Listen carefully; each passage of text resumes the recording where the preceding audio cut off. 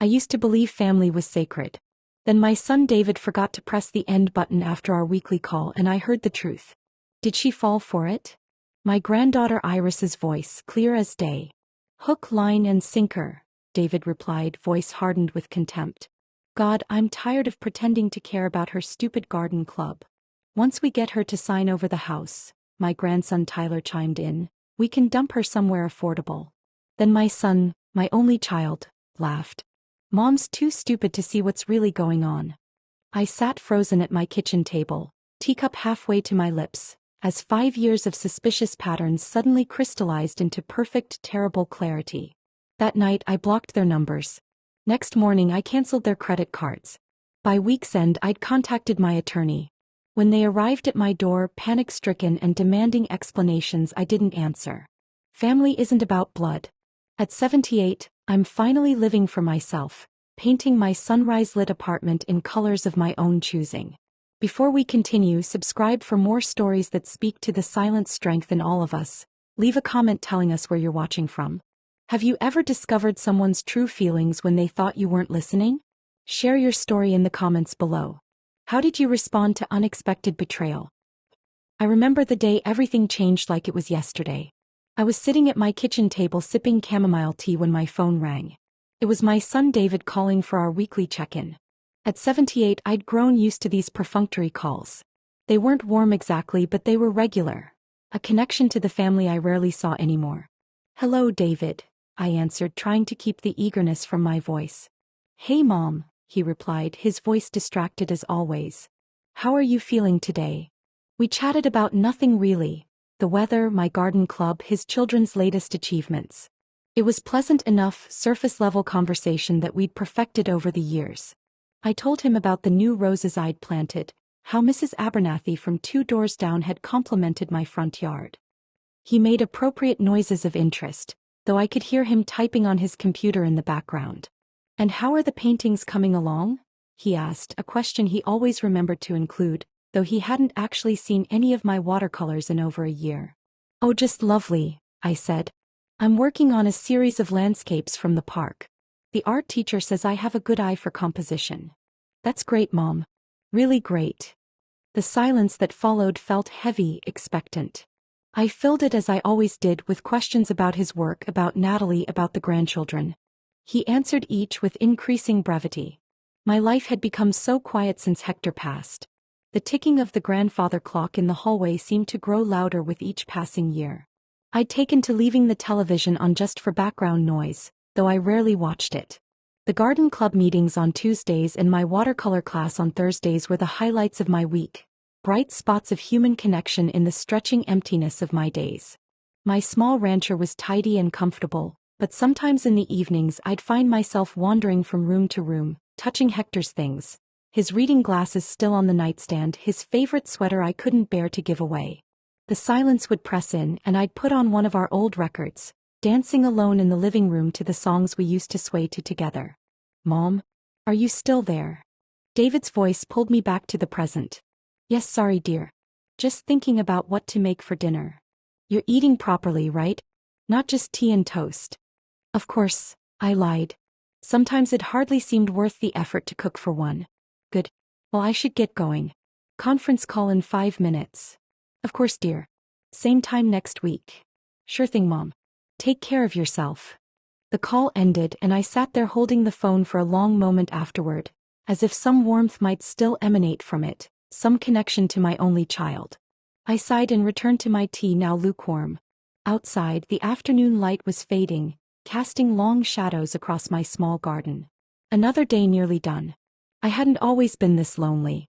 There was a time when this house, well, not this house but our home, had been filled with laughter and noise.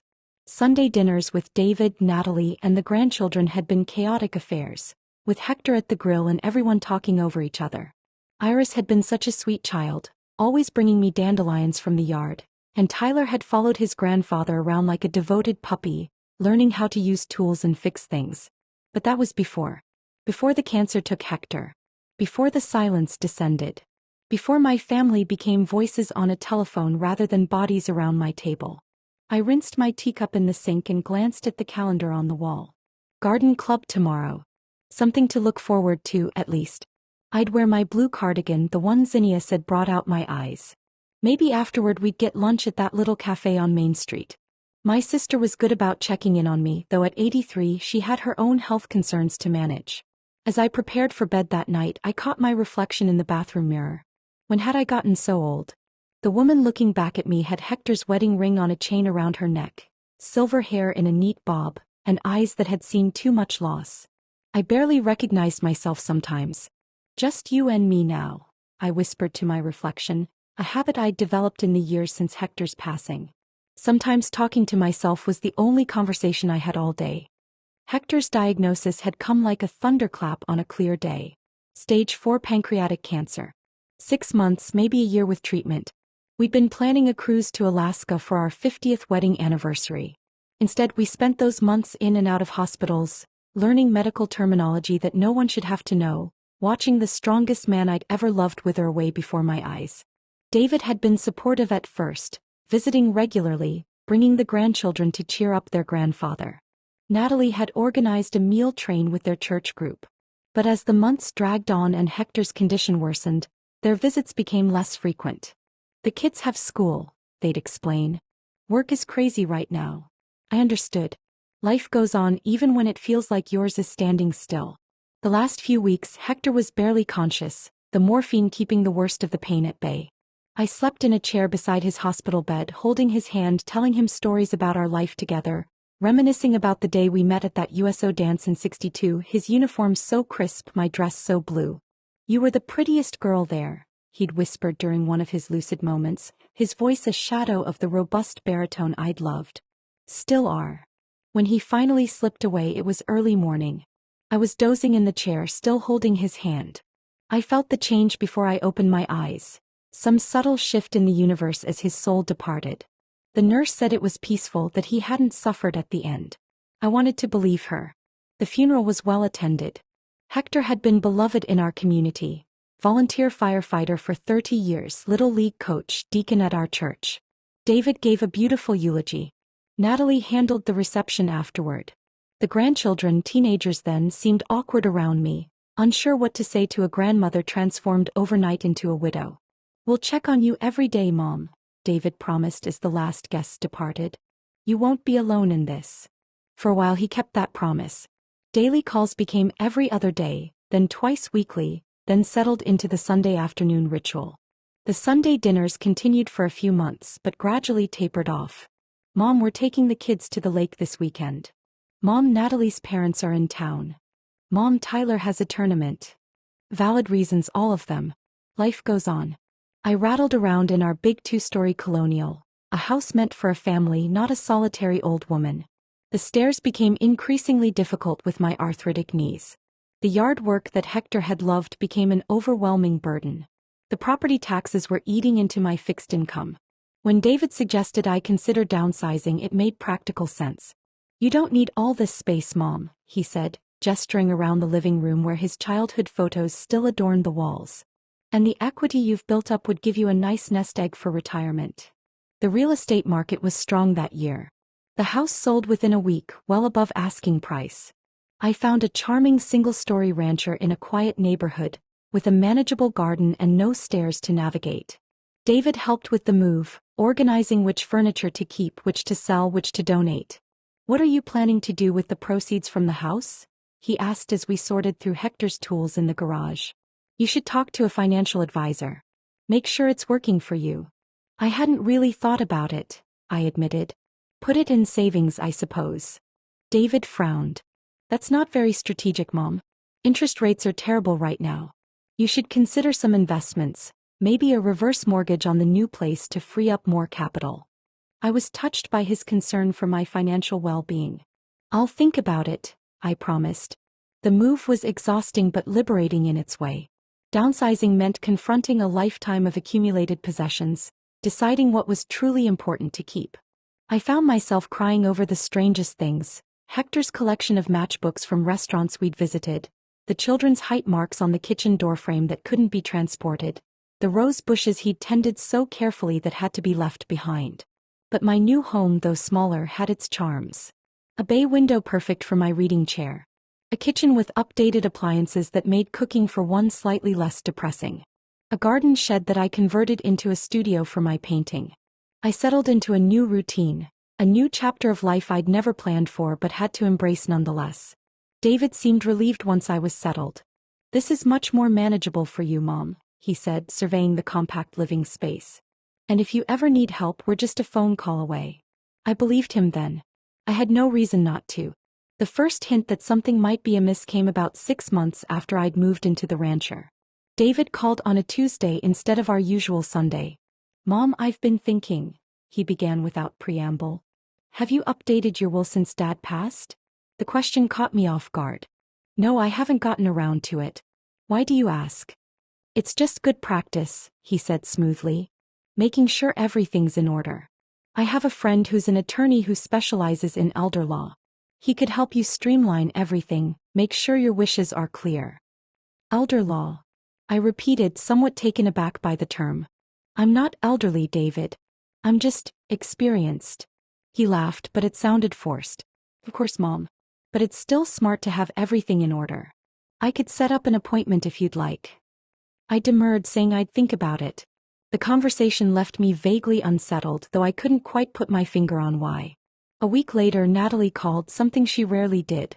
"Just checking in on my favorite mother-in-law," she said brightly. "David mentioned you might be feeling a bit under the weather." "Did he?" I was perfectly fine, hadn't mentioned any health concerns during our last call. "Oh, maybe I misunderstood. How are you feeling? Taking all your medications properly? Eating well?"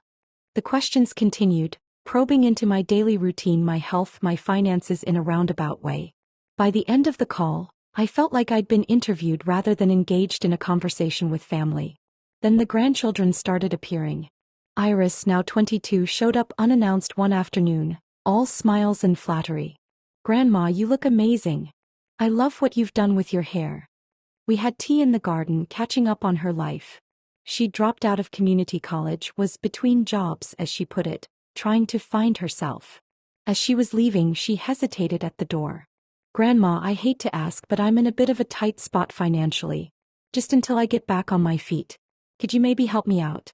$5,000 would cover my rent and expenses for a few months while I job hunt."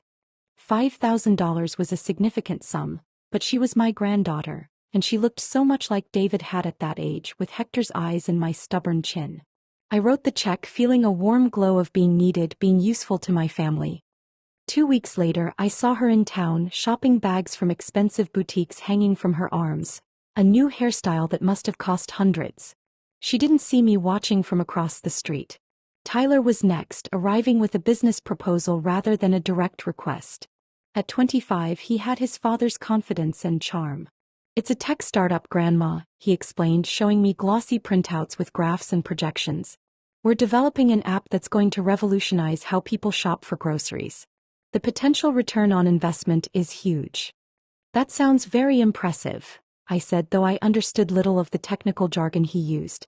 "But I don't know anything about investing in startups." "That's why you have me," he said, patting my hand. "I wouldn't steer my favorite grandma wrong. 10,000 gets you in at the ground floor. You could double your money within a year." Again, I wrote the check, telling myself it was an investment in my grandson's future as much as my own. 6 months later, when I casually asked David how Tyler's business was doing, he looked momentarily confused. "Oh, that. It didn't work out. These things happen in the startup world. High risk, high reward." The next time I saw Tyler, he was driving a new sports car. Around this time, I met Milos at a community center dance for seniors. He asked me to dance to a Frank Sinatra song, and his old world charm was immediately captivating. He was 75, a retired engineer who'd emigrated from Serbia in his 30s. His accent was still thick, his eyebrows bushier than seemed possible, and his laugh was infectious. "You dance like a much younger woman," he told me as we swayed to the music. "Like a spring breeze." No one had flirted with me in years. I felt a blush creep up my neck, felt young again in a way I hadn't since Hector's diagnosis. Milos asked for my number and I gave it without hesitation. Our first date was to a matinee at the old theater downtown, followed by coffee at a cafe where he knew the owner, another Serbian expatriate who treated us to homemade pastries. Milos told me about his late wife, about his children who lived on the West Coast, about his life in Belgrade before coming to America. I told him about Hector, about my painting, about my garden. We discovered a shared love of classical music and historical documentaries. He became a regular fixture in my life. Museum visits on Wednesdays, dinner at his condo or my house on Saturdays, occasional day trips to coastal towns I'd never explored despite living so close. For the first time since Hector died, I felt truly alive again, seen for who I was rather than defined by my widowhood. When I mentioned Milos to David during one of our calls, his reaction was immediate and concerning. "Mom, you barely know this guy. How much have you told him about your finances?" "Nothing," I said, taken aback. "Why would I? We talk about art and music and travel, not money." "You need to be careful," David insisted. "There are a lot of scammers out there who target seniors. Lonely widows with savings are prime targets."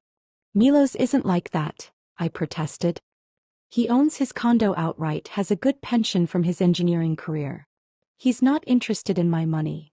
But David's warning planted a seed of doubt that I couldn't quite shake. The next time Milos and I had dinner, I found myself watching for signs of deception, for hints that his interest in me might be financially motivated. There were none, but the doubt remained, a small shadow on my happiness. Meanwhile, my sister Zinnia had been observing the increasing involvement of my family in my life with growing concern. "They never visited this much when Hector was alive," she remarked during one of our weekly lunches. "Now suddenly they're all so interested in your well-being?" "They're family," I said defensively. "They care about me." Zinnia, 5 years my senior but twice as sharp, gave me a look that said she wasn't convinced. "Just be careful, Viv. Not everyone has your best interests at heart, even family." I dismissed her concerns as the natural cynicism of age. But as the months passed, a pattern began to emerge that was increasingly difficult to ignore. David and Natalie's reaction to Milos went from concern to actively hostile. They began dropping by unannounced when they knew he would be visiting, creating awkward situations where he would politely excuse himself. "We just worry about you, Mom," David would say after Milos left. "You don't really know this man. He's kind and respectful. We enjoy each other's company," I insisted. "Men his age are only interested in one thing," Natalie added.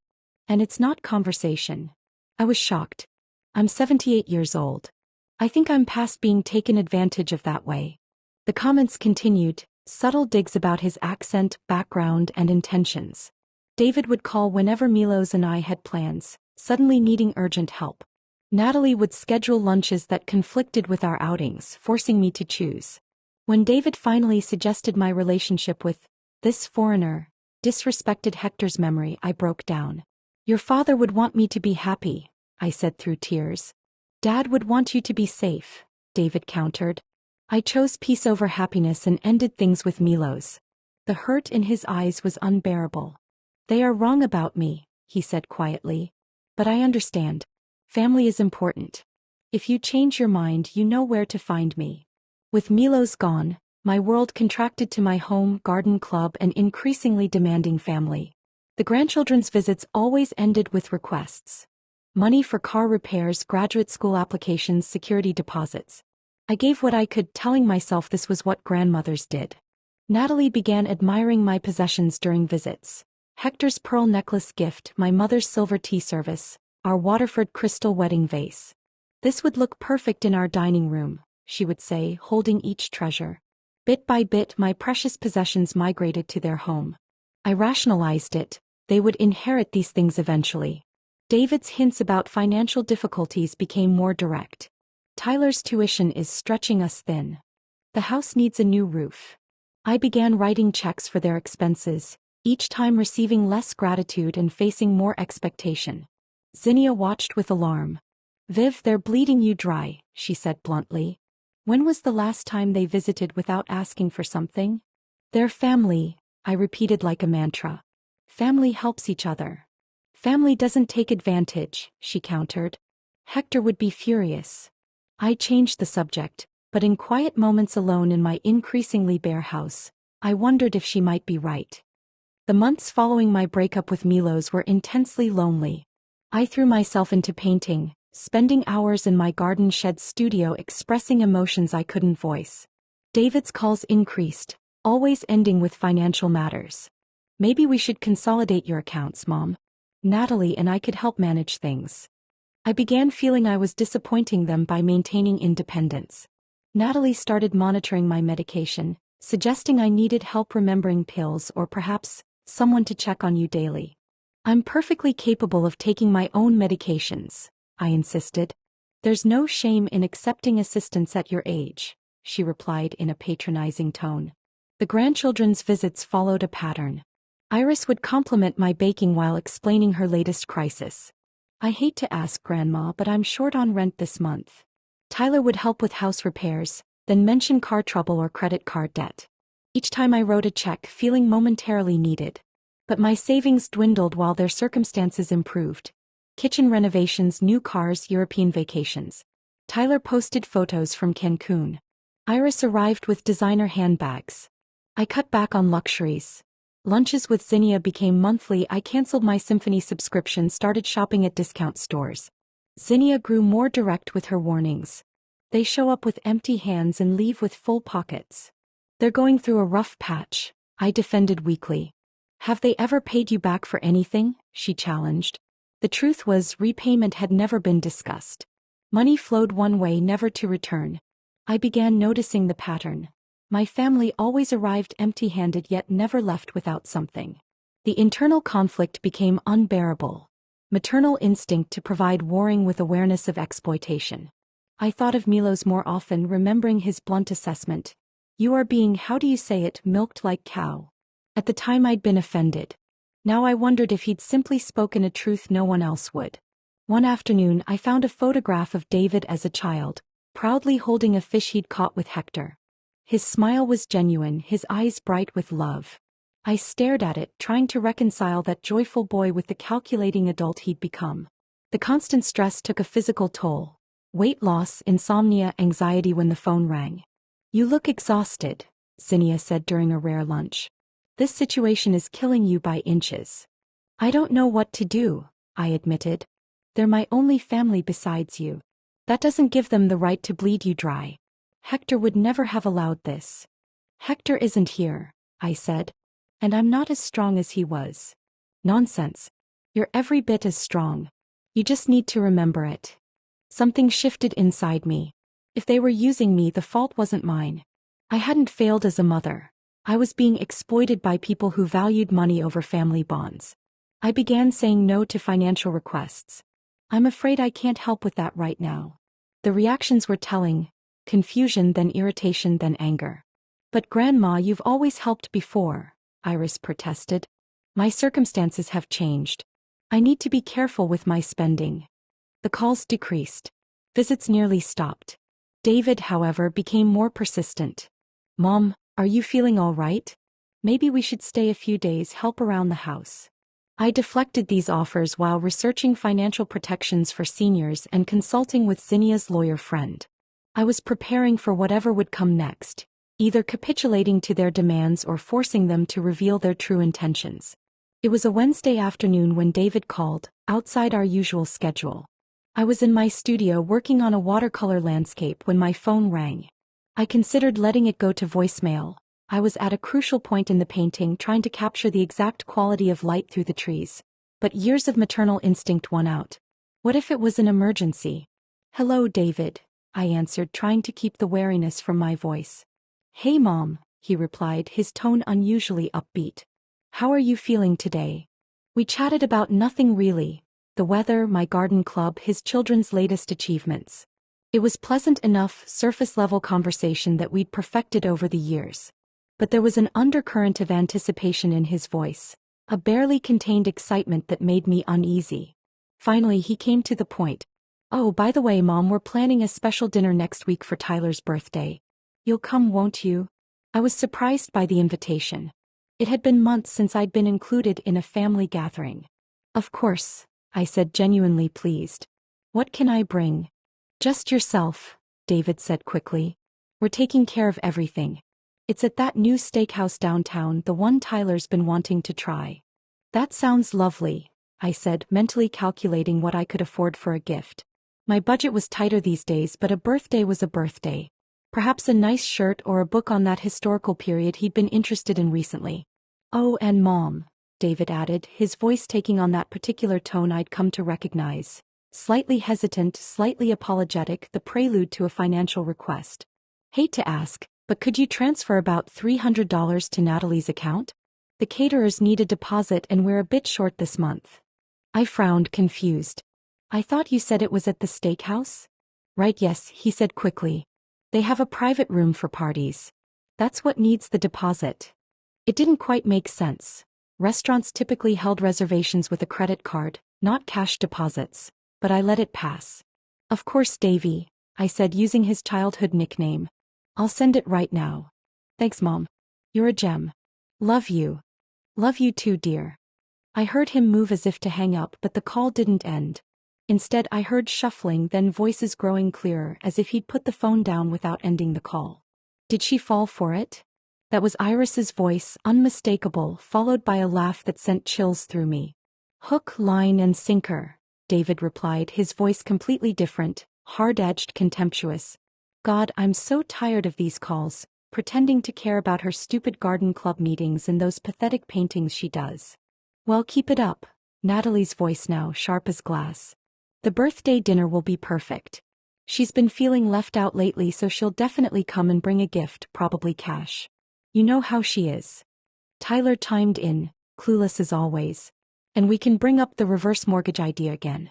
Dad says with the right pressure she'll cave. Yeah, Dad's smart, Iris agreed. Once we get her to sign over the house, we can move her into assisted living somewhere affordable. The family home is too valuable to waste on her. She doesn't need all that space. I heard David again, his voice businesslike. We just need to be patient a little longer. The retirement account alone will set us all up nicely, not to mention Hector's insurance money she hasn't touched. Should be used for family needs, not sitting in some account. Mom's too stupid to see what's really going on, always has been. Just like Dad said, weak and easily manipulated. I sat frozen at my kitchen table, teacup halfway to my lips, as 5 years of suspicious patterns suddenly crystallized into perfect, terrible clarity.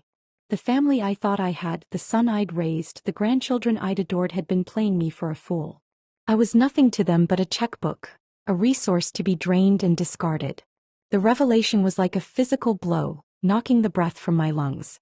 I ended the call with trembling fingers, but their laughter, their cruel words continued echoing in my mind. I sat there as darkness fell, the teacup growing cold in my hands, processing the betrayal, working through stages of grief that felt horribly familiar yet entirely different from when I'd lost Hector. This was a different kind of death. The death of illusions, of the family I thought I had, of the love I'd believed in despite mounting evidence to the contrary.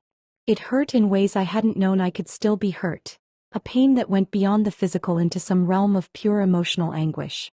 What had I done to deserve such contempt? Had I been a terrible mother, a disappointing grandmother? Or was this simply who they were, who they had always been beneath the veneer of familial affection? The questions swirled in my mind as night deepened around me, as the house grew quiet save for the ticking of the grandfather clock in the hallway. Hector's clock, the one thing I'd insisted on bringing from our old home, the steady heartbeat of our life together. What would Hector do in this situation? The question came unbidden, but with it came a sense of clarity. Hector would not allow himself to be used this way. Hector would protect what we'd built together, would ensure that our life's work wasn't squandered by those who didn't appreciate its value, not just monetary value, but the value of the love and sacrifice it represented. As the first light of dawn filtered through the kitchen window, I knew what I had to do. Financial elder abuse often goes unreported because victims feel ashamed or afraid of losing family connections. If this story resonates with you, visit www.wayhourglass.org for resources on protecting yourself or loved ones from exploitation. What would you do in Vivian's position? I spent that night in a state of suspended animation, barely moving from my kitchen chair as darkness fell and then gradually gave way to the gray light of dawn. The betrayal felt physical, a weight pressing on my chest, making it difficult to breathe. I compared this grief to losing Hector and found it both similar and profoundly different. When Hector died, I lost someone who loved me unconditionally. This was losing people I thought loved me, only to discover it had been conditional all along. Conditional on what I could provide, what I could give, what I was worth to them in dollars and cents. The internal struggle was agonizing. These were not strangers who had deceived me. This was my son, my grandchildren, my daughter-in-law, the people I had loved, nurtured, sacrificed for. How could I reconcile the David who had sat by my hospital bed after my hip surgery, holding my hand and reading to me for hours, with the David who had called me stupid and weak behind my back? How could I square the memory of Iris as a little girl, bringing me dandelion bouquets and handmade cards, with the young woman who laughed at the thought of manipulating her grandmother? Part of me wanted to confront them immediately, to call David back and demand an explanation, to ask how they could treat me with such callous disregard. But another part, perhaps wiser, knew that confrontation would only lead to denials, to gaslighting, to being told I had misheard or misunderstood. No, this required a different approach. This required strategy, not emotion. This required me to be stronger than I had been in years. As the sun rose fully, casting long shadows across my kitchen floor, I made my decision. I would protect myself, my resources, my dignity. I would not allow them to take anything more from me. Not my money, not my home, not my self-respect. The first call I made was to Zinnia. Despite the early hour, she answered on the second ring, her voice alert. My sister had always been an early riser. Viv, is everything all right? No, I said simply, and then the words poured out of me. Everything I'd overheard, every cruel comment, every calculated plan to separate me from my assets. As I spoke, my voice grew steadier, my resolve stronger. Naming the betrayal aloud somehow diminished its power over me. Zinnia was silent for a long moment after I finished. Then, I'm coming over. Don't do anything until I get there. She arrived within the hour, bringing coffee and her trademark no-nonsense attitude. At 83, my sister was still a force of nature, her white hair cut in a stylish bob, her posture military straight despite the arthritis that plagued her on rainy days. I should have listened to you, I said, tears finally flowing as she enveloped me in a fierce hug. You saw it all along. Doesn't matter now, she said briskly, setting down her purse and the cardboard tray of coffee cups. What matters is what we do next. We sat at my kitchen table, the same table where I'd received the devastating phone call, and made a plan. Zinnia had always been the practical one, the strategist to my dreamer. Now her clarity of thought was exactly what I needed. First things first, she said, pulling out a notepad and pen from her purse. We need to protect your assets immediately. What access does David have to your accounts? I explained about the shared access I'd given him to monitor my accounts, the credit cards where I'd made them authorized users, the joint checking account we'd set up for emergencies. Zinnia made notes, her handwriting as precise as ever. All of that needs to be changed today. Right now if possible. But what will I tell them? I asked, still caught in the web of familial obligation, still worried about hurting their feelings despite everything. Nothing yet, Zinnia said firmly. We secure your finances first, then decide how to handle the confrontation. Viv, she said, taking my hands in hers, her blue eyes, so like mine, so like our mother's, holding my gaze steadily. Your kindness isn't weakness. It's their loss, not yours.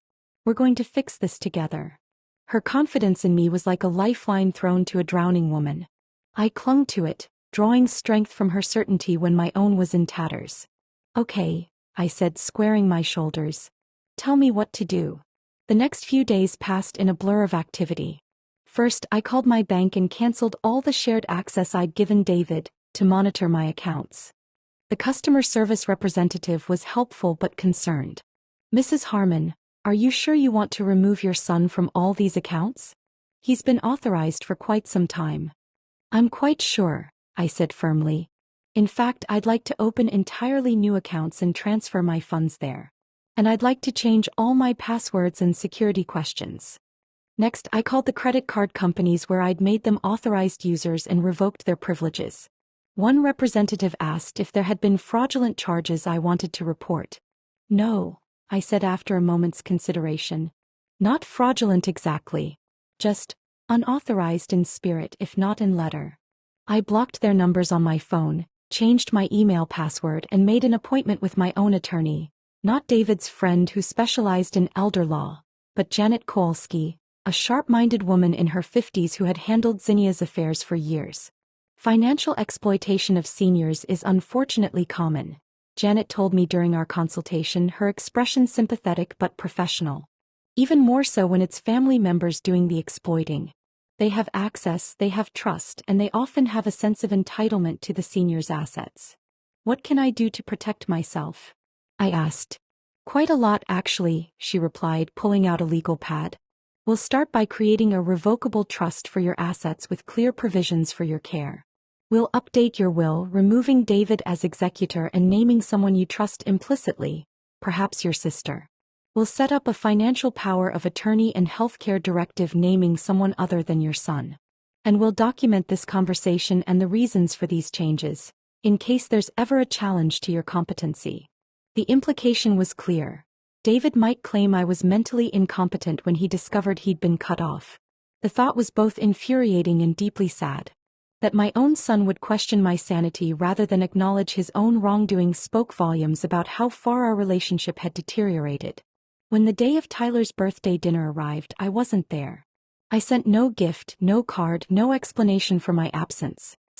Instead, I was touring retirement communities with Zinnia. Not the affordable assisted living facility David had mentioned, but vibrant, active communities where I could have my independence and security. This one has an art studio for residents, the tour guide at Oakwood Village mentioned, showing us a bright, airy space with easels and a wall of completed paintings. Several professional artists live here and they offer classes for all skill levels. I felt a spark of interest, the first positive emotion I'd experienced since the devastating phone call. Do they have exhibitions? Gallery showings? Twice a year, the guide confirmed. And they partner with the community college for special workshops. Many residents find they have more time to pursue their artistic passions here. By the end of the day, I had put down a deposit on a one-bedroom apartment with a small den that could serve as a studio. The community had 24-hour security, a dining room for when I didn't feel like cooking, transportation to medical appointments and shopping, and most importantly, a sense of community that had been lacking in my life since Hector died. Are you sure about this? Zinnia asked as we drove home. It's a big change. I'm sure, I said, feeling more certain with each passing mile. I need a fresh start, somewhere they can't find me easily, somewhere I can build a new life. The emergency call started that night. First David, then Natalie, then even Tyler and Iris. Voicemails, text messages, emails, all pleading confusion, claiming misunderstanding. When I didn't respond, they started showing up at my house, knocking on my door at all hours. I stayed with Zinnia until the moving van came. We hired a security service to oversee the packing and moving, just in case David or the others tried to interfere. They didn't, but David's car drove slowly past Zinnia's house several times during my stay, a silent reminder that this wasn't over. I called a realtor about selling my house on my terms. Once it sold, I put the money into the carefully structured trusts Janet had set up, with clear provisions for my care and specific instructions about who could and could not access the funds. The hardest part was changing my phone number, my email address, essentially disappearing from the life I had known. But it was necessary. As Janet had explained, sometimes the only way to stop financial exploitation is to remove yourself completely from the exploiter's reach. I left no forwarding address, no way for them to find me easily. It felt extreme, but after hearing their true feelings, their true intentions, I knew it was the only way to protect myself both financially and emotionally. The day I moved into Oakwood Village was bittersweet. Zinnia helped me arrange my furniture, hang my paintings, set up my new studio space. The apartment was smaller than my house but perfectly adequate for my needs. The east-facing windows in the living room would be perfect for morning painting sessions. You'll be happy here, Zinnia said as we shared a cup of tea on my new balcony, overlooking a well-tended garden where residents were working among the flower beds. I can feel it. I think so too, I said and meant it.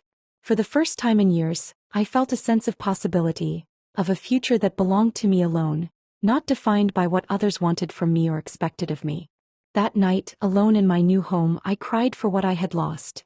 Not the money or possessions, but the illusion of family, the belief that I was loved for who I was rather than what I could provide. It was a necessary grieving, a letting go of what had never really existed except in my hopeful imagination. But as I unpacked my painting supplies, setting up my easel by the east-facing window where the morning light would be perfect, I felt something else growing alongside the grief. A quiet determination, a sense of reclaiming my life on my own terms. I was 78 years old, but I wasn't finished yet. Not by a long shot. My new apartment in the retirement village faces east, perfect for morning painting sessions. The light streams in through the large windows, illuminating my easel and the canvas I'm working on. A landscape of the garden visible from my balcony, the colors vibrant and alive in a way my earlier work never quite achieved. It's been 6 months since I disappeared from my old life, 6 months of rebuilding, of healing, of discovering who I am when I'm not defined by my relationships to others. Not as Hector's wife, not as David's mother, not as Iris and Tyler's grandmother, but simply as myself, Vivian Harmon, artist, gardener, survivor. The transition wasn't easy. There were nights I lay awake, questioning my decision, wondering if I had overreacted, if there might have been some innocent explanation for what I'd overheard. But those moments became less frequent as I settled into my new life, as I built new routines, new friendships, new purposes. I've reconnected with Milos, who, as it happens, takes a dance class here 3 times a week. Our reunion was awkward at first. Me full of apologies for ending things so abruptly, him gracious but wary. But gradually we've rebuilt our connection, stronger now for having weathered a separation. We're taking things slowly, enjoying each other's company without pressure or expectations. He makes me laugh, challenges my thinking, appreciates my art in a way few others ever have. You paint like someone who has seen both beauty and pain, he told me once, studying a landscape I'd just completed. There is honesty in your brushstrokes. I've made new friends too. Margaret, a retired English professor who leads the book club.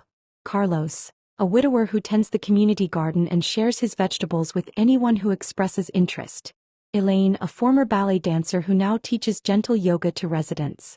They know nothing of my past, of the betrayal that led me here.